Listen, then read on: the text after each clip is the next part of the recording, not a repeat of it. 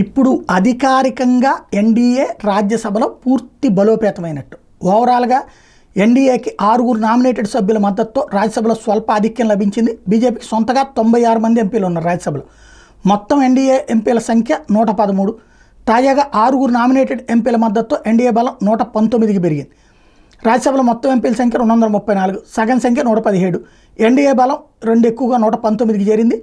ఇప్పుడు వక్ఫ్ సవరణ బిల్లు సహా పలు కీలక బిల్లులు ఆమోదించాల్సిన తరుణంలో ఎన్డీఏకి పూర్తిగా మెజారిటీ రావడం ప్రాధాన్యం సంతరించుకుంది. రాజ్యసభలో కాంగ్రెస్ పార్టీకి 27 మంది ఉన్నారు. మిత్రపక్షాలు ఉన్న 58 మంది ఎంపీలతో కలిపి కాంగ్రెస్ బలం ఐఎన్డీఏ కూటమి బలం 85కి చేరింది. వైసీపీకి రాజ్యసభలో 9 మంది ఎంపీలు ఉంటే బీజేడీకి 7, ఏఐఏడీఎంకేకి 4 ఎంపీలు ఉన్నారు. 3 ఇండిపెండెంట్లు, చిన్న పార్టీలకు సంబంధించిన ఇతర ఎంపీలు ఉన్నారు. జమ్మూ కాశ్మీర్లో 4 ఎంపీ స్థానాలు ఖాళీగా ఉన్నాయి. ఈ కారణంగా సభలో సభ్యుల సంఖ్య 241 పరిమితమైంది. మొత్తం 11 ఖాళీలు ఉండగా మరో 4 ఏపీలో 1 ఒడిశాలో ఖాళీగా ఉన్నాయి.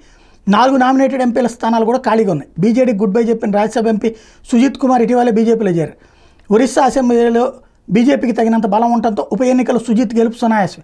వైసీపీ రాజ్యసభ ఎంపీలు మోపిదేవి వెంకటరమణ, మస్తాన్ రావు గత నెల తమ సభ్యత్వాలకు రాజీనామా చేశారు. వాళ్ళిద్దరు టీడీపీలో చేరే అవకాశం ఉంది.